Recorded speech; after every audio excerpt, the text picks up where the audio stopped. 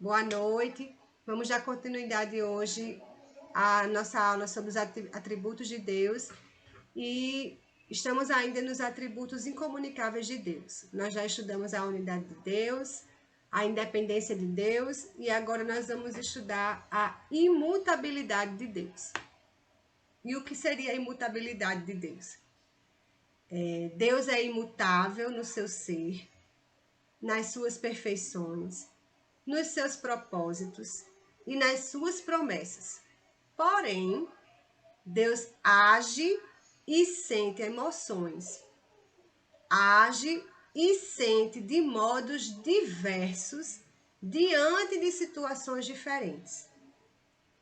Né? É mais ou menos isso que uma forma que a gente pode conceituar, né, o que é essa imutabilidade de Deus. Um Deus imutável no seu ser, perfeição, propósito, promessa, mas é um Deus que age, que sente de diversas formas e situações diferentes. Então, esse atributo incomunicável, ele também é conhecido como inalterabilidade, né? Somente aquele que é independente, né, como Deus é independente, pode ser imutável. Então, assim, um ser que é sujeito a mudanças, né, constantemente, é um ser dependente. Nós, né, estamos sujeitos a mudanças. Hoje a gente pensa de um jeito, amanhã a gente está pensando de outro. Hoje a gente decide fazer uma coisa, quando é machado a gente decide que não vai fazer mais. Então a gente está sempre mudando, né? Sem falar na nossa transformação interior, né? Depois que a gente recebeu Cristo, que a gente fez uma aliança com o Senhor, né? Nós estamos nesse processo constante, né? De mudança de mentalidade, transformação de vida. Então, como seres que estão sujeitos a mudanças, né? Nós somos totalmente dependentes de Deus, como a gente viu na aula passada. Então, nada fora dele mesmo faz com que ele, seus decretos, suas promessas ou seus atributos sejam alterados. Não tem nada fora dele que faça ele mudar, né? E isso existe várias evidências nas Escrituras. No Salmo 102, 12 diz assim: Mas tu, Senhor, permanecerás para sempre, a tua memória de geração em geração. É essa imutabilidade que faz com que Deus seja conhecido como aquele que é estável e, portanto, digno de confiança, sendo por isso mesmo absolutamente distinto das suas criaturas. Né? Deus é um Deus estável, Deus é um Deus digno de confiança e ele é totalmente distinto das suas criaturas.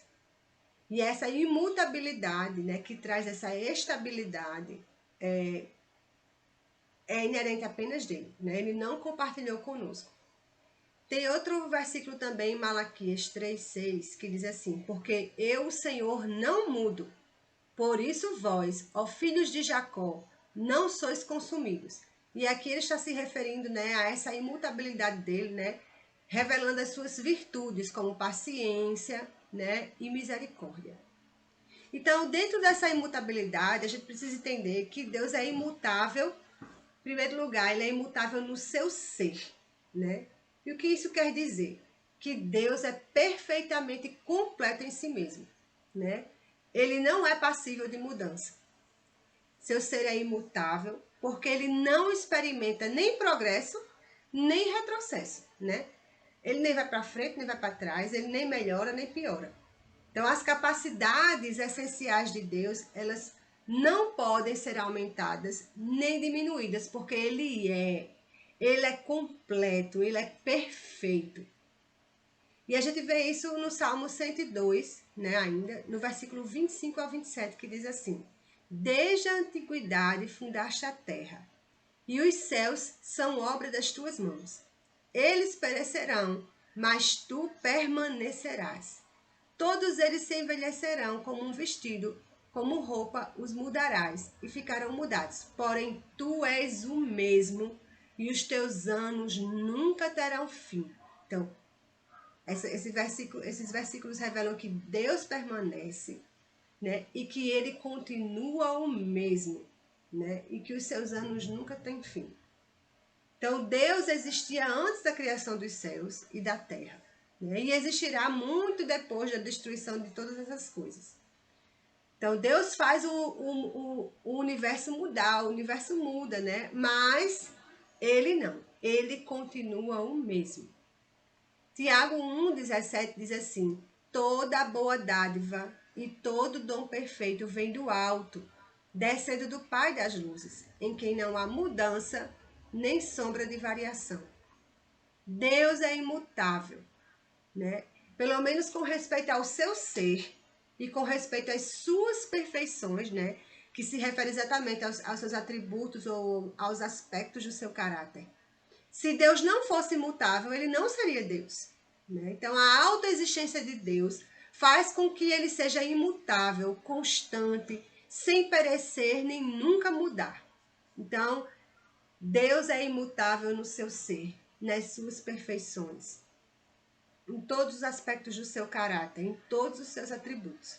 Ele é constante, ele nunca muda. A gente também precisa entender que Deus também é imutável em seus decretos, né? Em seus propósitos, nos seus conselhos, né? Então, assim, os decretos, né, de Deus são as resoluções que Deus toma durante a eternidade, porque Ele é eterno, né? Então, esses decretos são exatamente as resoluções que Ele toma a fim de que sejam cumpridas ou realizadas na história do mundo. Então, Ele decretou todos os acontecimentos, grandes ou pequenos, sejam diretamente relacionados com a história da redenção ou não.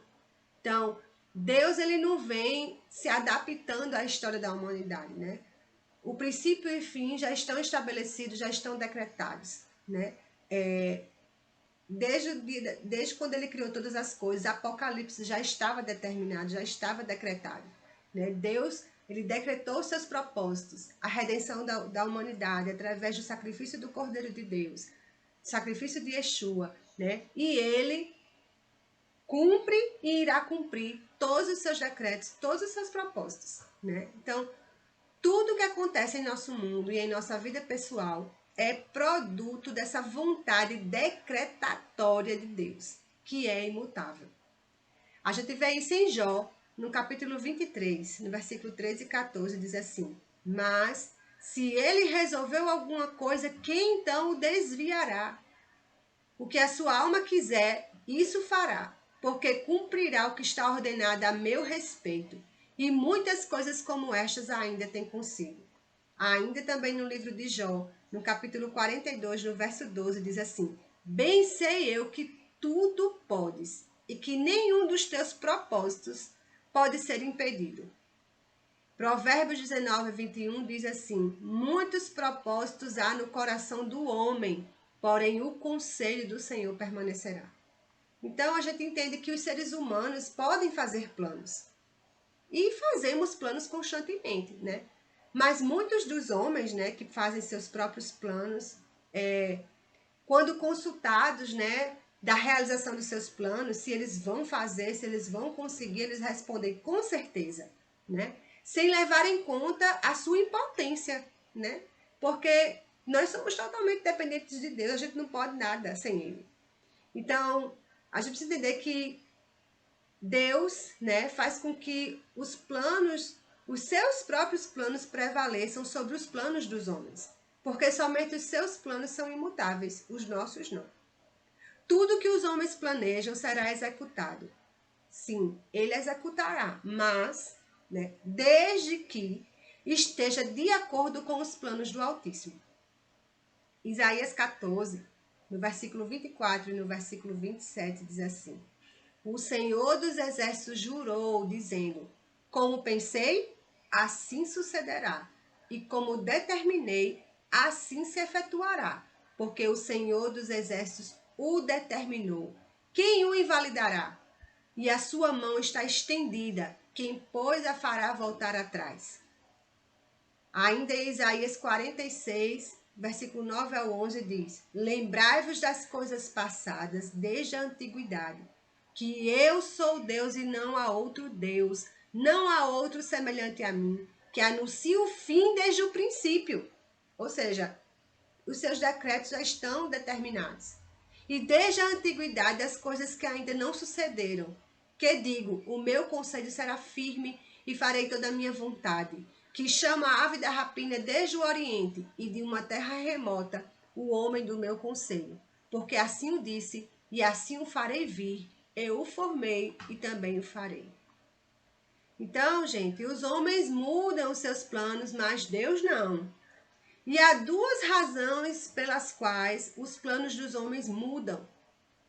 Né? Por que será que os planos dos homens mudam? Tem duas razões. A primeira, a falta de previsão para a gente se antecipar e a falta de poder para levar esses planos a cabo, né? Para concretizar. A gente não tem o poder de fazer com que os nossos planos se concretizem, né? Porque os planos do Senhor, né, se prevalecem em cima dos nossos. Os nossos vão ser executados se estiver dentro da vontade dele, estiver dentro do propósito que ele determinou para nós.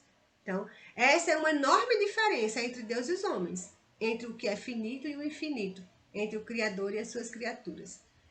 Ele sabe de todas as coisas, porque ele é, e ele tem o poder de concretizar todos os seus propósitos, e nós não. Nós não temos como prever e nós não temos poder para executar os nossos planos. Então a gente viu que Deus é imutável no seu ser, Deus é imutável nos seus decretos, e agora a gente vai entender que Deus é imutável nas suas promessas. Quando Deus promete algo a nós, né, ao ser humano, ele não altera as suas promessas. Deus não muda de opinião nas suas promessas. Glória a Deus por isso, né? Deus não é homem para que minta, nem filho do homem para que se arrependa. Porventura diria ele e não faria? Ou falaria e não confirmaria? Números 23, 19. Em 2 Timóteo 2,13 diz, se formos infiéis, ele permanece fiel. Não pode negar-se a si mesmo. Olha que coisa linda. Porque Deus é imutável nas suas promessas e ele é fiel. Mesmo que a gente seja infiel, ele continua sendo fiel, porque ele não pode negar quem ele é. Ele é imutável.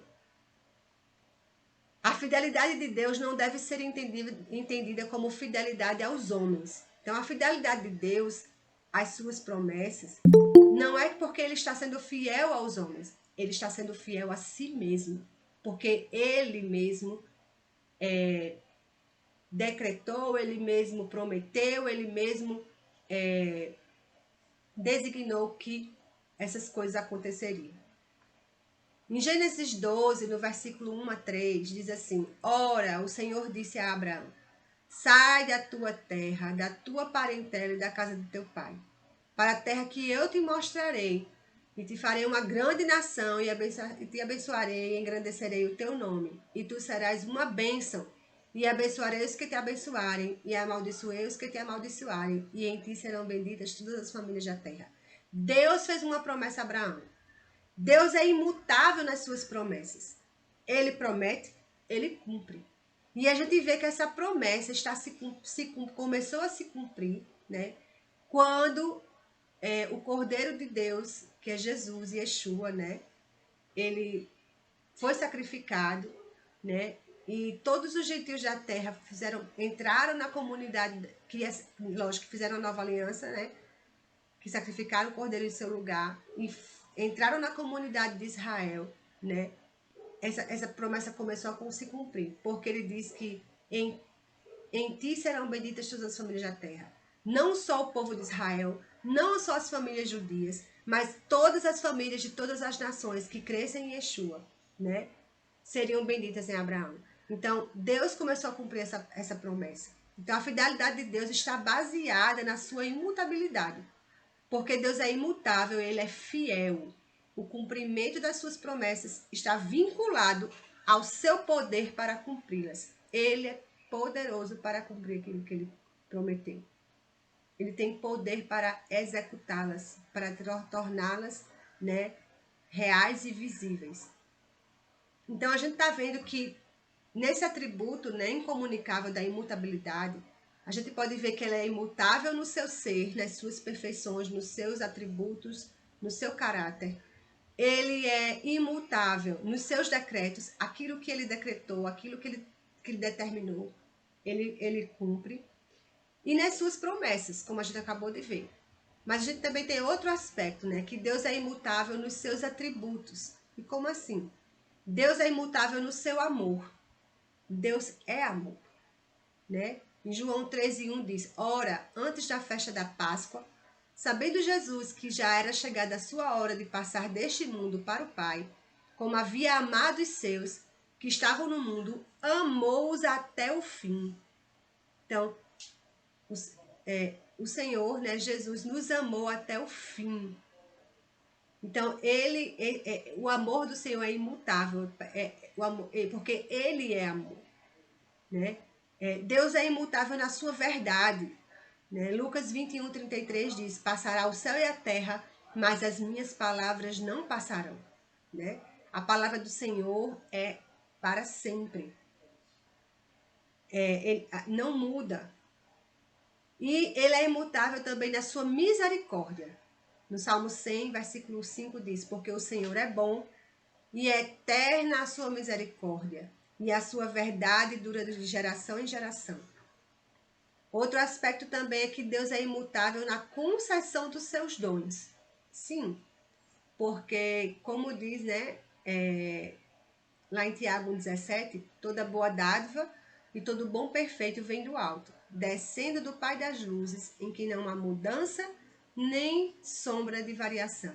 Deus dá e não retira os seus dons, porque ele é imutável no seu ser e naquilo que ele faz. Então, se Deus deu algum dom a você, se Deus deu algum dom a mim, ele não retira esse dom, porque ele é imutável. Ele não retira aquilo que ele deu. Então, não podemos confiar nos homens que mudam o tempo todo, mas podemos confiar inteiramente em Deus, porque ele não muda. E também existe outro aspecto, né, dessa concessão de dom, não apenas aqueles dons, né, que são referentes aos dons do Espírito e aos dons ministeriais, né, como apóstolo, profeta, pastor, mestre, evangelista. Não. Também tem um outro aspecto a respeito desses dons, que está em Romanos 11:29, porque ele diz assim, ó, porque os dons e a vocação de Deus são irrevogáveis. Então, Paulo está falando sobre, né, o dom e a vocação da nação de Israel, que Israel não foi rejeitado, né, que Israel, apesar de toda a sua transgressão, apesar de ter rejeitado Yeshua, né, muitos, não todos, né, ele diz que ela continua sendo uma nação eleita. Então, a gente vê que os dons e a vocação de Deus são irrevogáveis. Então, aqui Paulo fala do amor eletivo de Deus, demonstrado ao seu povo, né? Mesmo a despeito dos seus pecados. Então, a gente viu que Deus é imutável no seu ser, nas suas promessas, nos seus decretos, nos seus atributos e nos dons, na concessão dos dons. Só que existem algumas aparentes mudanças em Deus nas Escrituras, né? E aí a gente engancha nessas passagens, né? Então vamos ver aqui algumas aparentes mudanças em Deus. Será que às vezes Deus muda de ideia? Pensa aí. Será que Deus muda de ideia? Ele é imutável. Como ele pode mudar de ideia? Então, a despeito de não haver nenhuma mudança na sua natureza, nem nos seus atributos, nem nos seus decretos e nas suas promessas, nós não podemos dizer que Deus é inamovível em tudo que faz. A gente precisa entender que Deus tem os seus movimentos, né? Deus tem movimentos no seu ser e no seu modo de agir que não tornam um ser estático. O que isso quer dizer? A gente precisa entender que Deus não muda no seu ser, no seu caráter, nos seus atributos. Ele não muda na sua essência e na sua natureza. Ele não muda nos seus decretos. Ele não muda nas suas promessas. Mas ele se move em diversas situações de formas diferentes. Ele age, ele é um Deus que se movimenta. E isso não quer dizer que ele muda, mas que ele se movimenta de acordo com as circunstâncias e as situações. Não tem nada a ver com a sua essência, com o seu caráter, com os seus atributos, com as suas perfeições. Não, ele continua sendo imutável. A gente vai entender um pouquinho melhor. Para entendermos melhor essa imutabilidade de Deus, a gente tem que dividir em duas partes, como eu acabei de explicar, né? Que Deus é imutável em seu ser, nas suas perfeições, nos seus propósitos e nas suas promessas. Todavia, Deus age e ele o faz de modo diferente, em resposta a diferentes situações. Essa segunda parte diz respeito às aparentes mudanças que as escrituras atribuem a Deus. E isso nos guarda, né, contra uma noção errada da imobilidade de Deus, que Deus é um ser imóvel, né? Não, Deus é um ser que se movimenta. Então a gente precisa analisar algumas mudanças, né, que aparecem nas escrituras, mudanças aparentes no ser de Deus, que devem ser devidamente entendidas para que a gente não torne Deus parecido conosco, parecendo que Deus está mudando o tempo todo. Então, primeiro aspecto, a gente vai ver que existem mudanças de atitude em Deus. Não é mudança do caráter de Deus, não é mudança do ser de Deus, não é mudança dos propósitos, não é mudança, é mudança de atitude. Então a gente vai entender que as escrituras mostram as muitas vezes em que Deus muda de atitude para com o homem. E essas mudanças estão relacionadas com as suas bênçãos ou maldições que são condicionais. Então, tudo está relacionado em um homem obedecer e desobedecer.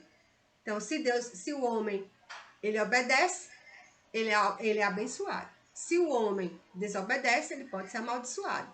Então, não é que Deus muda, né? Mas essas mudanças são condicionais às ações dos homens. Então, quando a condição moral dos homens muda, né? Quando o homem verdadeiramente ele se arrepende do mal praticado, Deus também muda de atitude para com eles. E aí Deus se manifesta de forma misericordiosa, né? Aí Deus passa a ser misericordioso. Ele não mudou, né? Ele é misericordioso. Então, quando o homem se arrepende, ele muda de atitude, mostrando a sua misericórdia para esse homem. Como assim? Essa mudança de atitude em Deus, de modo algum, indica que ele mudou qualquer coisa em sua natureza, ou em seus atributos ou promessas. Não, não significa isso. Significa que ele está se movimentando à medida que o homem se arrepende ou não. E aí a gente vai entender que Deus muda da ira para a misericórdia, né? Deus muda da maldição para a bênção, da rejeição para a aceitação. E essa atitude é uma atitude relacional, porque Deus é um ser infinito e pessoal. Deus é um Deus que se relaciona com a sua criação, que se relaciona com o homem. Então, essa atitude relacional de Deus não provoca nenhuma melhora ou piora nele. Ele continua sendo o mesmo. Ele apenas age de acordo com a sua justiça, de acordo com a sua soberania e assim por diante. Foi assim que aconteceu com o rei Ezequias. Lembra da história do rei Ezequias? Né? Que o profeta Isaías chega lá e diz que ele vai morrer. Aí ele clama ao Senhor, pede misericórdia. E aí Isaías volta e diz que vai dar mais 15 anos a ele para ele pôr em ordem a casa dele, né? Então, do mesmo jeito que aconteceu com Ezequias, acontece com todos nós que estamos debaixo das suas bênçãos condicionais. Então, a gente vê que existem mudanças de atitude em Deus, né, em relação à atitude do homem. E isso não quer dizer que Deus muda. Ele muda de atitude. É diferente. E aí existe outro aspecto, que é um que todo mundo fica meio assim confuso, porque fala sobre o arrependimento de Deus. Ora, Deus se arrepende, né? E a gente vai ver que em várias passagens das Escrituras é dito que Deus se arrepende, como em Gênesis 6, no versículo 5 e 6 diz assim, ó: o Senhor viu que a maldade das pessoas havia se multiplicado na terra e que todo o desígnio do coração delas era continuamente mau. Então o Senhor ficou triste por haver feito o ser humano na terra e isso lhe pesou o coração. Olha só. Então o Senhor ficou triste, ou então o Senhor, como se o Senhor tivesse se arrependido, talvez em outra tradução, esteja arrependido de ter feito o homem. Já em Êxodos 32, no versículo 10 ao 14, diz assim: Agora, pois, deixe-me para que se acenda contra eles o meu furor, e eu os consuma, e de você farei uma grande nação. Porém, Moisés suplicou ao Senhor, seu Deus, dizendo: Ó Senhor, por que se acende a tua ira contra o teu povo, que tiraste da terra do Egito com grande poder e forte mão? Por que deixar que os egípcios digam: Ele os tirou de lá com má intenção, para matá-los nos montes e para eliminá-los na face da terra? Deixa de lado o furor da tua ira e muda de ideia quanto a este mal contra o teu povo. Lembra-te de Abraão, de Isaque e de Israel, teus servos, aos quais por ti mesmo juraste, dizendo: Multiplicarei a descendência de vocês como as estrelas do céu, e toda esta terra de que tenho falado, eu a darei à sua descendência, para que a possua por herança eternamente. Então o Senhor mudou de ideia quanto ao mal que ele tinha dito que traria sobre o povo. A gente vê outros exemplos, como Jeremias 18, 26, em Jonas, no capítulo 3, Amós, capítulo 7. E a gente precisa entender que essas passagens falam de Deus se arrependendo. Mas será que Deus se arrepende? Na teologia, esse fenômeno de Deus se arrepender é explicado como sendo um antropopatismo. Que palavra diferente, né? Antropopatismo. E antropopatismo é a atribuição de um sentimento humano a Deus. Não tinha como ele colocar por escrito esse sentimento de Deus. Então, a expressão mais próxima que poderia expressar isso é esse sentimento humano de arrependimento. Né? E a gente precisa entender que há certos sentimentos de Deus que são próprios apenas dele e não das criaturas. Então, os escritores sacros, né, tentaram expressar um sentimento que é próprio de Deus, usando palavras que expressam um sentimento unicamente humano. Essas palavras humanas, mesmo que inspiradas, permanecem humanas e não são suficientes para explicar o que a divindade sentiu quando é dito que ele se arrependeu. O arrependimento de Deus, gente, não tem o mesmo sentido que o arrependimento sentido por nós, sentido pelos homens. Em Números 23, 19 diz: Deus não é homem para que minta, nem filho de homem para que mude de ideia.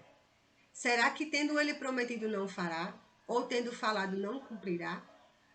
Ora, a gente acabou de ver que Deus mudou de ideia. E aqui, né, em Números está dizendo que ele não é filho de homem para que mude de ideia. Isso quer dizer que Deus não possui o que é próprio do ser humano. O ser humano está sempre mudando de ideia. Ele está dizendo, nem filho de homem para que mude de ideia. Né? O ser humano está sempre mudando e Deus não é assim. Né? Então, Deus não planeja mal. Deus não erra nos seus objetivos. O seu conhecimento de tudo que existe não pode aumentar nem diminuir. Ele sabe de todas as coisas. Por outro lado, o arrependimento que é próprio de Deus, esse que não tem palavra para expressar e a gente expressa com uma palavra, um sentimento humano, não é encontrado no homem. O arrependimento de Deus não é igual ao nosso arrependimento. Então, o arrependimento de Deus é exclusivo dele.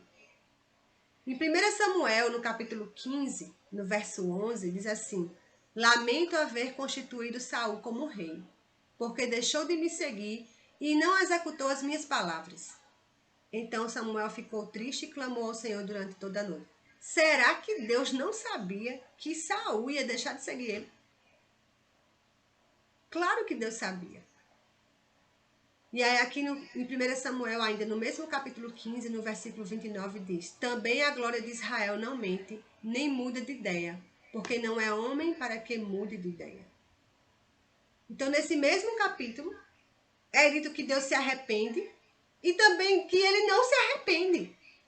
Então, no mesmo capítulo 15 da 1 Samuel, tem 2 versículos que um diz que ele se arrepende e um diz que ele não se arrepende. Como podemos entender isso, então? A gente precisa entender que no versículo 11, o escritor está se referindo ao arrependimento de Deus. Já no versículo 29, ele se refere ao arrependimento dos homens. A palavra hebraica é a mesma nos 2 casos, mas o sentido não. Podemos saber com clareza qual é o tipo de arrependimento que os seres humanos sentem, mas não temos condições de saber como é o arrependimento em Deus. Certamente os dois não são da mesma natureza. Então, o caso do arrependimento de Deus ter feito de Saul rei também pode ser entendido como uma expressão de descontentamento presente naquele momento diante da pecaminosidade de Saul, diante da pecaminosidade do homem. Naquele momento, naquele presente, essa expressão ela revela um descontentamento de Deus. E isso não pode nos fazer pensar que Deus pudesse mudar de ideia, se pudesse começar tudo de novo, né? Ele agiria de modo diferente e não teria feito Saul rei. Não, não é isso que quer dizer, né? O que a gente tem que pensar é que a ação divina, a curto prazo, naquele momento, lhe trouxe muito pesar, trouxe tristeza, descontentamento. Só que a longo prazo, mesmo esse descontentamento, esse arrependimento, né, de ter estabelecido Saul rei, a longo prazo, acabaria realizando os seus propósitos. Então, gente, Deus é complexo nesse sentido, né? A gente entender essa imutabilidade de Deus e que nessa imutabilidade, né, ele se movimenta de formas diferentes, mas o seu ser permanece inalterado. Então, essas aparentes mudanças ou arrependimentos em Deus não indica que Deus altera alguma coisa em seu ser, nem nos seus propósitos, nem nos seus atributos, nem nas suas promessas.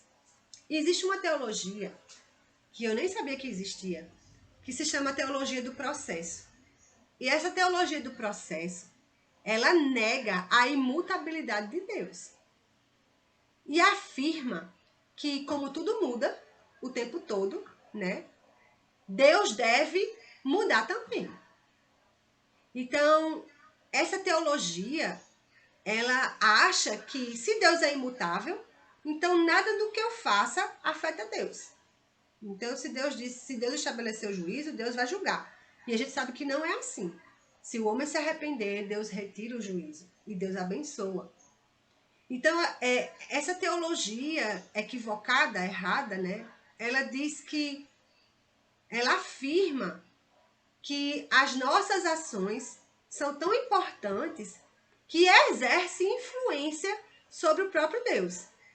E isso faz com que Deus mude constantemente.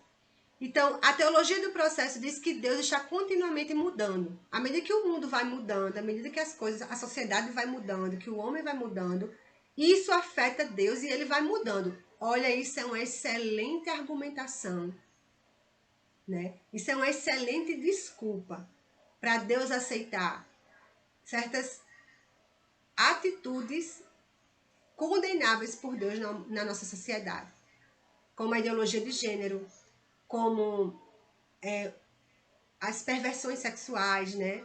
O homossexualismo e tantas outras coisas, né? Porque a pessoa que acredita nisso, que Deus muda, isso é lá no Antigo Testamento, né? Hoje as coisas mudaram, Deus não é mais assim, né? Hoje Deus ama todos, aceita todos. Então, essa teologia do processo, ela permite, acho que abre uma lacuna para igrejas homossexuais serem abertas, né? Para relações sexuais ilícitas serem aceitáveis dentro de uma congregação. Então, assim, por quê? Porque não, o homem mudou e Deus muda também. Então, a gente precisa entender a importância, né, da crença na imutabilidade de Deus. Né? Porque Deus ele não muda conforme as coisas vão mudando. né? Deus continua sendo o mesmo. E aí a gente, meditando em toda essa questão desse atributo da imutabilidade, qual é a importância da imutabilidade de Deus? Quando a gente pensa em imutabilidade, a gente no começo não consegue achar que é muito importante, né? É uma ideia meio abstrata, né? A gente nem percebe muito a importância da imutabilidade. Mas imagine aí, o que aconteceria se Deus pudesse mudar? Se Deus pudesse mudar no seu ser, então qualquer mudança poderia ser para melhor ou para pior. Então, se Deus pudesse mudar para melhor, ótimo para mim. Mas se Deus mudasse para pior, né? Nós estaríamos debaixo de um Deus que se tornou pior. E aí? Além do mais, se Deus pudesse mudar no tocante aos seus propósitos, então quer dizer que na época da redação, né, da Bíblia, ele tinha prometido que Jesus voltaria para reinar sobre o novo céu e a nova terra, mas hoje talvez ele já tivesse mudado de ideia, né? Abandonado esse plano, e assim toda a nossa esperança na volta de Jesus seria vã. Porque ele decretou que Jesus voltaria. Ele decretou que haverá novos céus e nova terra. E se Deus muda, ele pode desistir desse plano, né?